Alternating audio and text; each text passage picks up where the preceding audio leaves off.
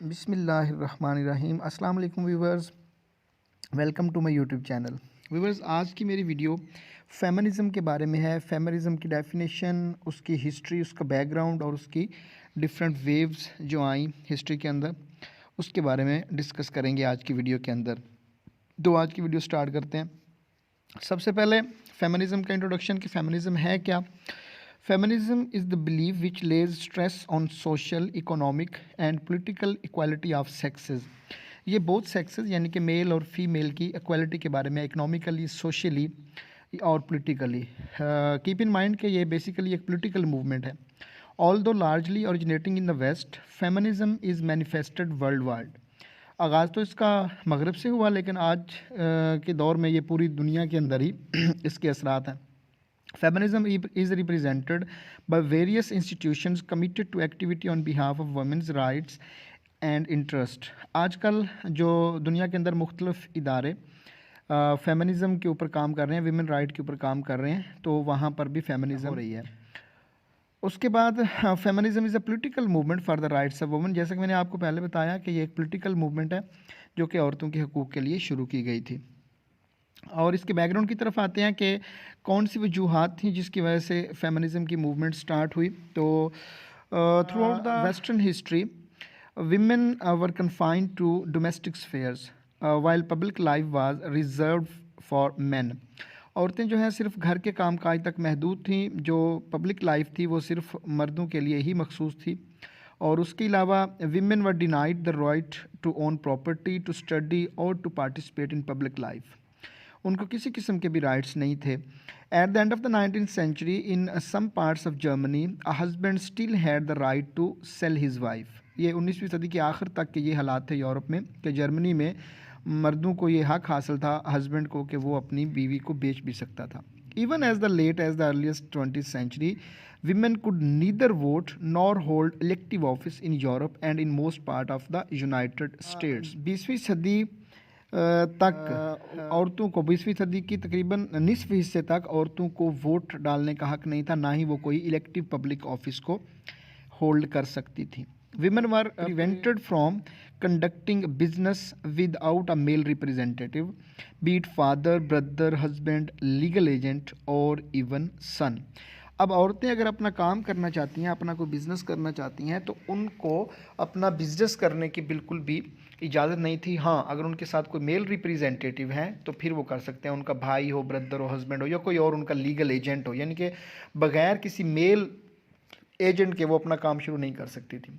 उसके बाद married women could not exercise control over their own children without the permission of their husband. Women had little or no access to education and were barred from most professions। In some parts of the world, such restrictions on women continue today। दुनिया के मुख्तलिफ जो हिस्से हैं, कुछ में आजकल भी औरतों के ऊपर ऐसी पाबंदियां हैं। तो ये बुनियादी वजूहात थी जिनकी वजह से औरतों के हकूक़ के लिए ये जो पॉलिटिकल मूवमेंट है फेमिनिज़म की, ये स्टार्ट हुई। अच्छा, आप बताएं इसकी हिस्ट्री के ऊपर। इसकी हिस्ट्री कम्प्लेक्स है क्योंकि अंदर इसके सब मूवमेंट्स चलती रही हैं।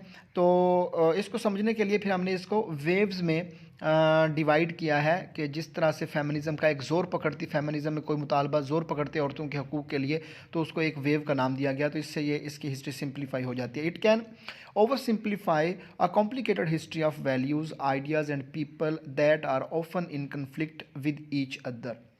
With the simplification, one might think feminism's history in a straightforward arc. The reality is much messier। there are many sub movements building on and fighting with each other। Means के इसकी जो मुख्तलिफ सब movements थी वो एक दूसरे के साथ कॉन्ट्राडिक्टरी भी होगी। तो इस तरह से इसकी हिस्ट्री जो है वो थोड़ी सी मैसियर है। लेकिन अगर हम इसको वेव्स में डिवाइड कर लें तो फिर इसको समझना आसान हो जाता है। There are 4 waves of feminism. Feminism की 4 वेव्स हैं। तो फर्स्ट वेव के ऊपर आते हैं। फर्स्ट वेव के सबसे पहले देखते हैं कि इसमें एक्टिविस्ट और राइटर्स कौन कौन थे। Sojourner Truth, Elizabeth Blackwell, John Adams and Dorothy Day, ये इसकी मेन एक्टिविस्ट थी और इसकी राइटर थी।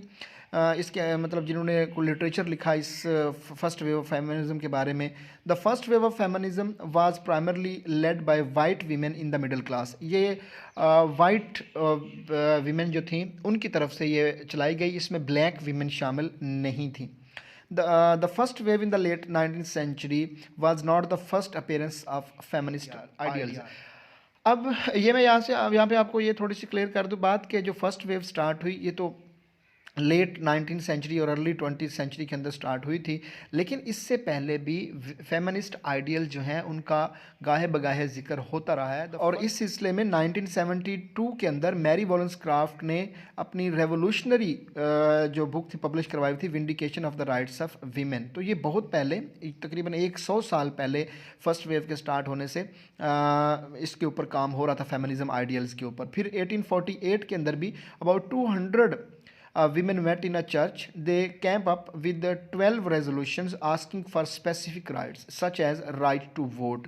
तो फिर 1848 में भी एक चर्च के अंदर 200 औरतों ने इकट्ठे होकर 12 जो रेजोल्यूशंस हैं वो पेश किए, और सबसे जो बड़ा मुतालबा था वो राइट टू वोट था। तो ये फर्स्ट वेव से पहले भी गाहे बगाहे ये फेमिनिस्ट आइडियल यानी औरतों के हकूक़ के बारे में कुछ ना कुछ होता रहा। तो ये नहीं है कि ये 19वीं सदी के आखिर में या 20वीं सदी के स्टार्ट में ही हुई, उससे पहले भी ये मामला चल रहे थे। फिर फर्स्ट वेव के ऑब्जेक्टिव्स क्या थे, कौन से मकासद लेकर ये मूवमेंट स्टार्ट हुई थी। First wave feminism had a fairly simple goal: have society recognize that women are humans not property. उन्होंने कहा कि औरतों को तो ऐसे डील किया जाता है जैसे प्रॉपर्टी हो उनकी, मर्दों की, तो ये नहीं है, ये ह्यूमंस हैं, इनको एज अ ह्यूमन ट्रीट किया जाए। It was the first real political movement for the western world. Western world में चलने वाली ये एक हकीकी तौर पर पहली सियासी तहरीक थी। Reproductive rights also became an important issue for early feminist. और इसकी फिर अचीवमेंट क्या हुई, ऑब्जेक्टिव तो उनके ये थे। अचीवमेंट ये हुई कि Congress finally passed 19th amendment in 1920 and gave women the right to vote. 1920 में कांग्रेस ने अमेरिका के अंदर 19वीं तरमीम के ज़रिए औरतों को वोट डालने का हक दे दिया। This was almost 30 years after New Zealand became the first country where women could vote. तो फिर 1950 में न्यूजीलैंड के अंदर पहली मरतबा औरतों ने वोट डाला। उसके बाद फिर सेकंड वेव ये 1920 में ये जब तरमीम हुई और औरतों को वोट डालने का हक मिल गया, तो यहाँ पे ये फर्स्ट वेव के ऑब्जेक्टिव सम हो अचीव हो गए, तो यहाँ पे ये एक ज़ोर जो था वो टूट गया। फिर उसके बाद सेकंड वेव स्टार्ट हुई, ये तकरीबन 1960 और 70s के दरमियान स्टार्ट हुई थी। तो इसके अंदर जो मेन एक्टिविस्ट थे या राइटर थे वो कौन थे, बैटी फ्रीडन थी, ग्लोरिया स्टेनम थी और सिमन डी बॉयर। ये इसके अंदर मेन एक्टिविस्ट थे या राइटर थे जिन्होंने इसके अंदर पार्टिसिपेट किया। इसके ऑब्जेक्टिव्स क्या थे, इस वेव के मकासद क्या लेकर ये वेव स्टार्ट हुई फेमिनिज्म की। Second wave feminism took place in the 1960s and 70s। It build on first wave feminism and challenge what women's role in the society should be. अच्छा, इसने एक तो पहली जो मूवमेंट चली थी, पहली वेव चली थी, इसके ऊपर उन्होंने कहा कि औरतों को वोट का हक भी देना चाहिए, प्रॉपर्टी का राइट भी देना चाहिए, एजुकेशन का राइट भी देना चाहिए। लेकिन उसके बाद इन लोगों ने ये किया कि इस चीज़ के ऊपर गौर किया जाए कि वो क्या मामलात हैं जो औरतों को हकूक़ देने के रास्ते में रुकावट हैं, वो कौन सी इंस्टीट्यूशंस हैं, तो उनको तलाश किया जाए ताकि फिर उसके अंदर चेंजेस की जा सकें। Inspired by the civil rights movement and protest against the Vietnam War, activists focused on the institutions that held women back. उन इंस्टीट्यूशन के ऊपर इन्होंने कहा कि फोकस किया जाए जो कि औरतों को पीछे रखने में किरदार अदा कर रहे हैं। This meant taking a closer look at why women were oppressed. और उसके बाद सेकंड वेव के अंदर traditional gender and family roles were questions. ठीक है, जो रिवायती रोल्स चले आ रहे थे कि औरत ने घर के अंदर रहना है, चार दीवारी के अंदर रहना है और घर के काम करने हैं, बाहर उनको पब्लिक लाइफ उनकी नहीं है, उनकी सिर्फ डोमेस्टिक लाइफ ही है, तो इनको क्वेश्चन किया गया इस सेकंड वेव के अंदर। और इसकी जो अचीवमेंट्स थी उसमें क्या हुआ कि there were major victories in this era including the equal pay act of 1963। अब औरतों और मर्दों को बराबर की पे मिलने लगी जहाँ पे वो काम करते थे। ये 1963 के अंदर एक्ट पास किया गया। और उसके बाद रो वी वेड इन 1973। ये जो रो वी वेड ये एक सुप्रीम कोर्ट ऑफ अमेरिका का एक फ़ैसला था जिसके अंदर अबार्शन के जो कवानीन थे उनको रिव्यू किया गया। और इसके अलावा और भी सुप्रीम कोर्ट के केसेस के अंदर फैसले आए औरतों के हक में, तो ये इसकी मेन अचीवमेंट थी। और उसके बाद 3 types of feminism in this wave. इस सेकंड वेव के अंदर 3 तरह की फेमिनिज्म जो है वो देखने को मिली। एक तो लिबरल फेमिनिज्म थी, रेडिकल फेमिनिज्म और फिर कल्चरल फेमिनिज्म। तो इनको वन बाय वन देखते हैं हम कि इनके अंदर क्या फ़र्क है। सबसे पहले देखें लिबरल फेमिनिज्म है। Liberal feminism focused on institutional reforms. Means के लिबरल फेमिनिज्म को मेन स्ट्रीम फेमिनिज्म भी कहा जाता है। तो मेन स्ट्रीम फेमिनिज्म ने यहाँ पे क्या किया कि इंस्टीट्यूशनल रिफॉर्म ऑफ मैरिज है या डोमेस्टिक लाइफ है, इनको क्वेश्चन किया गया और इनमें रिफॉर्म्स का कहा गया, विच मेंट रिड्यूसिंग जेंडर डिस्क्रिमिनेशन के औरतों और मर्दों के दरमियान जो तफरीक है, इम्तियाज़ है, उसको ख़त्म किया जा सके, और giving women access to male dominated spaces, ऐसी जगह जहाँ पर सिर्फ आदमी ही काम करते हैं या उन्हीं को के लिए मखसूस है, वहाँ पर फिर क्या किया जाए, औरतों को भी वहाँ पर स्पेस मिले, एंड प्रमोटिंग इक्वालिटी, मर्दों और औरतों की बराबरी के ऊपर काम किया जाए। तो ये लिबरल या मेन स्ट्रीम फेमिनिज्म थी। उसके बाद रेडिकल फेमिनिज्म थी। Radical feminism wanted to reshape society entirely. Radical feminism जिनका ख्याल था कि पूरे का पूरा जो सोसाइटी है ये पैट्रियार्कियल सोसाइटी है, मेल डोमिनेटेड सोसाइटी है, पूरी की पूरी सोसाइटी को ही हमें क्या करना पड़ेगा, रिविजिट करना पड़ेगा, इसको रीशेप करना पड़ेगा, ताकि यहाँ जो बुनियाद है वही मेल डोमिनेंस है। तो पूरी सोसाइटी जब तक रीशेप नहीं होती, ओवरहॉल नहीं होती, तब तक फीमेल्स को अपने राइट्स नहीं मिल सकते। तो ये तो ओवरऑल इखाड़ पिछाड़ चाहते थे, पूरी सोसाइटी को ही ये क्या करना चाहते थे, चेंज करना चाहते थे रेडिकल फेमिनिस्ट जो थे, saying that the system was inherently patriarchal and only an overhaul would bring liberation। कहते थे कि पूरे का पूरा जो सोसाइटी है यही फोकस ही पेट्रार्की के ऊपर करती है, मेल डोमिनेंस के ऊपर करती है, तो फिर जब तक इसको कंप्लीटली चेंज नहीं किया जा सकता, औरतों को लिबरेशन नहीं मिल सकती। It resisted the belief that main and women were basically the same.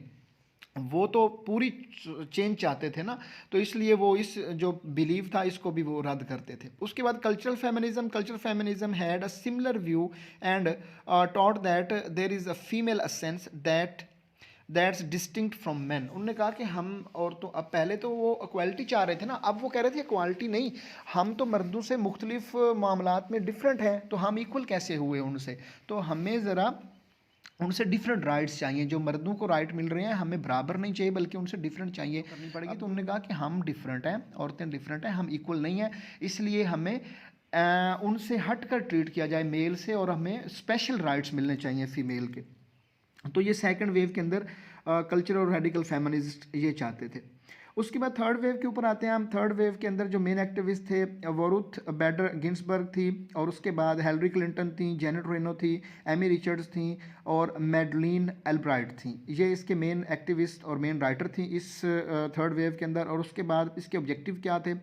The phrase third wave feminism was coined in 1992 by Rebecca Walker। Rebecca Walker नामी एक जो राइटर थी 23 ईयर ओल्ड, और उन्होंने ये थर्ड वेव फेमिनिज्म का जो phrase है ये सबसे पहले इस्तेमाल किया था।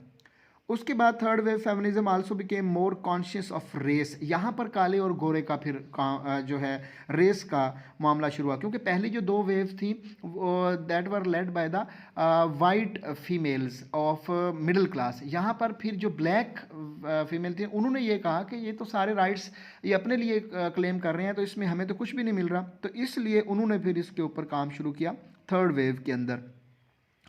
और उसके बाद ये जो थर्ड वेव में एक और चीज़ आई इंटरसेक्शनैलिटी, तो वो Kimberlé Crenshaw a gender and critical race scholar coined the phrase intersectionality in 1989। Intersectionality क्या था? इंटरसेक्शनैलिटी ये था कि इस पूरी दुनिया के अंदर जो मेल और फीमेल की डिस्क्रिमिनेशन है या काले और गोरे की डिस्क्रिमिनेशन है, इसने क्या कर दिया है, सोसाइटी को दो हिस्सों में डिवाइड कर दिया है। यानी कालों की अलहदा दुनिया है और गोरों की अलहदा दुनिया, मेल की अलहदा दुनिया और फीमेल की अलहदा दुनिया है, पुअर की अलहदा दुनिया और रिच की अलहदा दुनिया है। तो इसने सोसाइटी को दो हिस्सों में डिवाइड करके रख दिया हुआ है, तो इसलिए उसने ये इंटरसेक्शनैलिटी का टर्म यूज़ किया, और इसी के ऊपर इनका फोकस था थर्ड वेव फेमिनिस्ट का। ठीक है। It also does focus on reproductive rights for women था। उसके बाद feminist advocated for women's right to make her own choices about her body and stated that it was a basic right to have access to birth control and abortion. इनकी achievement क्या हुई? Many social reforms regarding women in society were brought after this wave of feminism like maternity leave, work place protection, etc. तो ये इनकी achievement जो है कुछ social reform society के अंदर की गई, और यहाँ पर फिर काले और गोरे की तफरीक को भी काफ़ी हद तक किया गया। और यहाँ पर काले और गोरे की जो कानून थे अमेरिका वगैरह और जनूबी अफ्रीका, इस तरह के ममालिक के अंदर काले और गोरों के लिए अलग-अलग कानून थे, तो इसमें कुछ थोड़ी सी चेंजेस हुई, और यहाँ पर काले और गोरों को भी फिर बराबर के हकूक़ मिलने लगे। उसके बाद फोर्थ वेव के ऊपर हम आते हैं। फोर्थ वेव के अंदर जो इसके मेन एक्टिविस्ट थे वो कायरा कॉक्रेन थी, और पीबी चैम्बरलेन, ये दो ऐसी थी जो कि फोर्थ वेव के अंदर लिखती रही। असल में फोर्थ वेव के अंदर जो एक्टिविस्ट और राइटर है ना वो कम है, इसमें जो मेन किरदार अदा किया है वो सोशल मीडिया ने किया है। जो यूट्यूब, ट्विटर, टिकटॉक, गूगल है, या इस तरह के जो सोशल मीडिया ऐप्स हैं, इन्होंने औरतों के जो हकूक़ को फैलाने में बहुत ज़्यादा मदद की है। तो इनके ऑब्जेक्टिव्स क्या थे फोर्थ वेव के अंदर? ऑब्जेक्टिव जो थे, fourth wave feminism continues to reckon with intersectionality. जो टाइमलाइन है वो 2012 से ऑनवर्ड फिर ये वेव जो है वो चल रही है, और उसके जो ऑब्जेक्टिव्स हैं उसमें इन्होंने इंटरसेक्शनैलिटी को ही आगे बढ़ाया कि आम सोसाइटी जो है वो डिवाइडेड है, जुल्म और जबर की वजह से। मेल की अलहदा सोसाइटी है, फीमेल की अलहदा सोसाइटी है, काले की अलहदा सोसाइटी है, गौरे की अलहदा सोसाइटी है, और इसको उन्होंने कहा कि वाकई इंटरसेक्शनलिटी तो है सोसाइटी के अंदर। There was also focus on sexual harassment, body shaming and rape culture among other issues. दूसरे इश्यूज़ के साथ साथ यहाँ पर जो सेक्शुअल हैरेसमेंट होती है औरतों की, और उसके बाद रेप केसेस, रेप का कल्चर है, रेप केसेस है मुख्तलिफ ममालिक के अंदर, और फिर बॉडी शेमिंग, तो इसके ऊपर फोकस किया गया। और the main component of this wave of this movement was social media. तो ज़्यादा जो इसके अंदर फोकस है वो सोशल मीडिया ने किरदार अदा किया है इसके अंदर, इसको फैलाने में। और उसके बाद it focuses on the equal payment of equal work, के औरतें और मर्द जो एक ही तरह का काम कर रहे हैं तो मेल और फीमेल को बराबर की पे मिलनी चाहिए। तो फोर्थ वेव की अचीवमेंट्स क्या हुई? It revolutionise the movement. ये फेमिनिज्म की जो मूवमेंट है ये सोशल मीडिया के ज़रिए पूरी दुनिया के अंदर फैल गई। और फिर protest against the women injustice spread all over the world. पूरी दुनिया के अंदर इसके एहतजाज होने लगे। औरतों के ख़िलाफ़ जहाँ भी कोई वाक़या होता, सोशल मीडिया के ऊपर वायरल होता, और फिर पूरी दुनिया में उसके ख़िलाफ़ एहतजाज होते। और फिर उसके बाद वुमेन मार्च होने लगा। हर साल जो वुमेन डे ऑब्ज़र्व किया जाता है उसके ऊपर वुमेन मार्च होता है। और उसके तो ये थी मेरी आज की वीडियो। होप आपको पसंद आई होगी। अपना ख्याल रखिएगा। अपने इस चैनल का भी इजाज़त दीजिए।